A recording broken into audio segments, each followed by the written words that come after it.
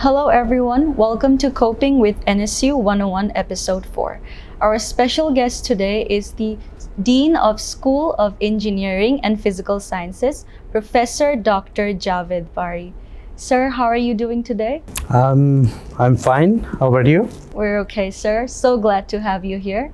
I would like to ask you, how would you see the contribution of the School of Engineering and Physical Sciences in landing NSU as the #1 institution in Bangladesh? Well, the School of Engineering and Physical Sciences, or SEPS, it has been contributing a lot to NSU in particular and to Bangladesh in general. Let me tell you why. We started early in 1993 with the computer science program. Eventually, we became the fastest growing school in North-South University. And now you'll see that prestigious Times Higher Education World University ranking by subject is placing North-South University as the #1 university in engineering. Globally, the rank is within 301 to 400, which is a big achievement. The civil engineering and electrical and computer and electronic engineering program, they are also in the first rank in Bangladesh, and globally it's from 301 to 400 position. The computer science program is ranked number 2 in Bangladesh. Globally, the position is 501 to 600. Sir, could you provide an overview of the faculty and the student strength of the School of Engineering and Physical Sciences? Sure. I think the main strength of our school lies in the highly qualified, research active faculty pool of North-South University. That's probably the best in Bangladesh. And we have our faculty members who have a PhD degree, which is more than 70% of the whole pool of faculty members. For example, for the civil engineering program, they have 100% faculty members with PhD from renowned universities. From the point of view of research, I already told that they are very active. From the students' side, we see that the best students who wants to get admission at North-South University, they opt for the engineering and architecture program. And for the last few semesters, we saw that more than 50% of the candidates, they opt for the engineering programs. And that's why actually we have to put the bar very high, the cutoff point for the admission. By 2023, we have 66 labs, and out of those labs, some are very specialized labs, very high-tech labs like artificial intelligence lab, robotics lab, and similar. And students are hired as research assistants, so they get very hands-on training on the research and learning. So I think these are the main strengths of our school. Sir, what are your thoughts on the impact of AI or artificial intelligence on academic research and teaching methodologies for SEPS? Artificial intelligence has been a big thing these days, specifically when we are in the fourth industrial revolution age. I'm sure there are a lot of talks on ChatGPT and other things, right? Our view is that artificial intelligence, they can be immensely helpful in our teaching, learning, and research. Just to give you some example, that in terms of teaching and learning, students can get personalized learning because a teacher cannot reach out to every student, right? So they can take help from artificial intelligence. And in terms of research, the researchers can get a wider view of their research topics, and also they can get help in collaboration with fields other than their own fields, because artificial intelligence will help in data sharing, and they will help in connecting people with different research background. AI is something that we control, right? They don't control. It's what you teach the AI, that's what it is. It shows or it does. So if we can use it judiciously, use it with pragmatic views, then it has huge potential. And that's why in our school we have the engineering programs and architectural programs where we are slowly increasing the curricula. Those are more related to artificial intelligence. Sir, how do you envision the future growth and strategic development of the SPPS? Well, the School of Engineering and Physical Science has a five-year strategic plan. For example, right now we are on the 5th year of our 2019 through 2023 strategic plan. Just to give you an idea, we have all the parameters like student intake, teachers growth, teachers intake, everything outlined in the strategic goal, and we keep track of that, our targets. Say in 2019, our research output or the journal publications were not very good. But we projected that by 2023, we'll have at least 150 Scopus indexed publications. And you'll be happy to say that we have been surpassing our goals every year. For example, last year, our researchers published, I think, more than 250 Scopus indexed journal papers. That is much more than our initial target. We have already established 66 labs, but we are also working on few other facilities. For example, we are working on establishing two institutes. One is the Institute for Technological Innovation. The other is Institute for AI. We established the Center for Infrastructure Research and Services. Then we also established Center for Computational Science, and we also established a good number of research labs. These had been part of our strategic plan. And again, these plans are not static. These are always being evaluated and revised and enhanced.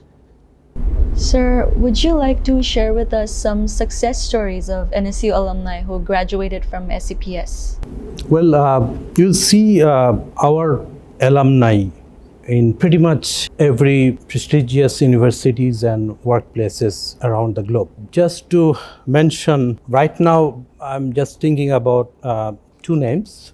One is Dr. Javed Hassan, graduated from here, and he got his PhD from Stanford University, and right now working at Facebook. The other name is Dr. Fariha Mehzabin. Again, she got her bachelor in electrical engineering, and she got her PhD from Stanford. And we are proud that she is now working here as a visiting professor.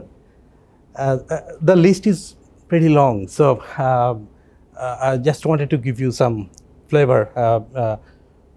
We have a good number of our alumni. Those are working in Google and Facebook, Amazon, and also got their PhD from very high-ranking universities like Stanford that I just said. So we are really proud of our alumni. Sir, would you like to share some advice to the students who are finding challenging to the academic life? I think I should have mentioned that every student in our school has one mentor, and that arrangement is flawlessly done through RDS and Canvas. So students know that who are their mentors, where to go. So my advice is that if you have any problem, it can be academic, it can be non-academic. Your first point of contact is your mentor, who is one of your professors. Also, I would say that take help of the TAs, teaching assistants, and the courses where there are tutorial, take part of those. Do all the activities in the class. Our engineering programs are very much structured because we have to maintain our accreditation. So it's not only the study. They have to learn what they are given in the classes, but they have to take part in all the activities. Because in our classes and at home, we give lots of activities, not just the exams or not just the assignments. I'd also like to advise them take the full advantage of all the facilities that North-South University has. We have a good number of co-curricular clubs like the IEEE student chapter, I would say, ACM student chapters, and all these chapters have also, we have lots of extracurricular clubs like the Sanskritik Sangathon Club, right? The Cine Club, Cine and Drama Club, Communications Club. So my advice is that just take the full advantage of whatever NSU is offering you. So, and you'll see that after 4 years, you'll become a completely different person. Sir, could you elaborate the collaborations and the partnerships that SEPS has established with the industry stakeholders? We have been successfully collaborating with the national and international entities. Just to give you some example, the Ministry of Energy gave us about 2.34 crore taka equivalent research grant for enhancing the security of our power grid. And the other collaboration I can mention is that we have received the grant from the Bill and Melinda Gates Foundation. That's also a big grant.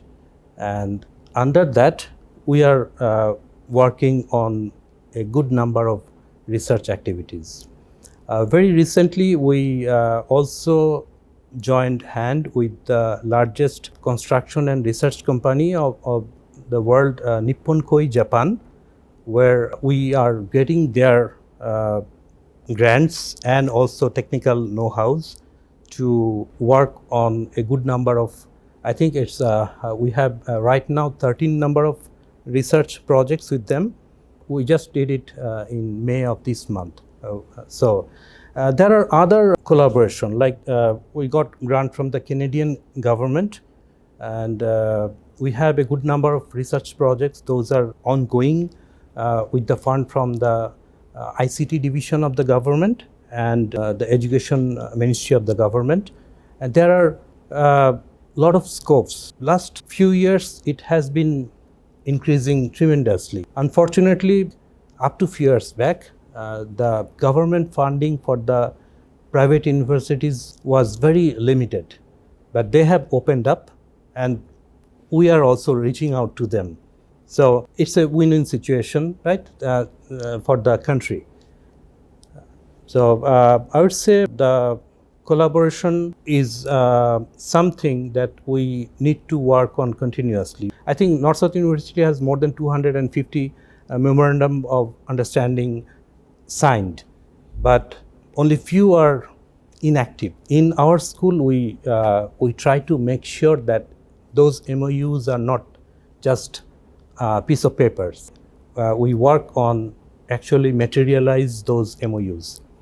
And I just gave you some examples. There are a good number of other collaborations that we are working on. For example, we are working on the University of Texas at Arlington, USA, on plastic pavement, and there are more. So I think we are doing good, but we need to do better and the best, because North-South University is #1 university in Bangladesh, right? So we need to strive continuously. Sir, I would like to ask you, how is SEPS cultivating a culture of research and innovation among its faculties and students? Thank you. The school has, as I said, a very good set of facilities for research.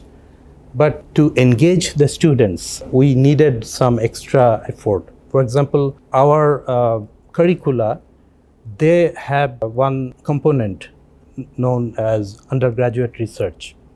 And the other component is the capstone design project. Students take these courses, and in that courses, the students work with the teacher, with their faculty, and you'll be surprised to know that a good number of students, they have already published in Scopus indexed journals out of those undergraduate research or the capstone design. And the capstone design projects are presented every semester, so that people from outside, they come and they can get an idea what our students are doing. And some of those are scaled up, some of those are commercialized. So students see the scopes of research, they see that these are the projects, those are actually materialized. And above all, when they go for the higher education, each publication gives the student a big edge on their admission in the master's level or PhD level. And they know this game, so they're in the game. They are also very much interested in doing research. So I think right now we are nurturing our students to get involved in research, but there is no limit to it. We are trying to make sure that we are not just teaching the students. We are making sure that they know how to research on something that is non-existent or that is not developed yet. Because university is a place where we not only just teach, we create knowledge and disseminate that knowledge, right? So we, with the help of the students and the faculty members, our school, I think, is doing the right thing. And again, a long way to go with working with everyone. Sir, what international opportunities are available for the students who are enrolled in the SEPS? Right now, I would say international opportunities are a lot in research. When they apply for research, they can apply for a grant. I think their main target is, even up to these days, is how to get a job, say in USA or in Canada, or how to get a master's, enrolled into a master's program or in a PhD program. Because our grading system is exactly the one that is in practice in North America, our students get very easily their courses transferred to those universities. And even in the IT sector, we are running the BJET program, Bangladesh Japan IT Engineers program, in collaboration with the Miyazaki University of Japan. What it does, we train the IT professionals, not only our students, also from other universities, but our students, of course, get some advantage in terms of the initial screening. They get trained up here, then they go to Japan for 3 months, and they directly get job after the training is done. And in my recent Japan tour, 13 students came all the way from 50 miles distance, and they came and they said, "Sir, we completed the BJet training and we got very good job directly from Bangladesh to Japan." So I think these are the things that students were trying to reach out to students to avail these opportunities. We also developed the BMeet program with Japan, because you know Japan and other like the Scandinavian countries, they do not have the population dividend that we have. The young generation is going to be like this, and 70% of our population is young, and that's gonna be like this till 2050. And we're trying to to get the best out of it. So students have a huge opportunity outside Bangladesh, and North-South University is creating that opportunity through different MOUs with different universities. For example, University of Texas at Arlington, we are working on doing a 4+1 masters. For example, 2 courses or 3 courses of their undergrad program will be counted as master's courses. So that will save their money, right? 2 to 3 courses in master's level, or you can say 1 semester less than the normal length of the program. This is just one example. We have similar arrangement with a good number of other universities. And as I said, that for Google, Microsoft, Facebook, we have students, they don't even any US or Canadian degree. They just go directly hired by them because of the quality of the students and the educational system that we provide to the students here at North-South University. Great, sir. So if you were to give one piece of advice to a freshman entering the SEPS, what would it be? I'll just reiterate the advice or the discussion that just take the full advantage of whatever facilities that North-South University provides to you, like good teachers, good learning environment,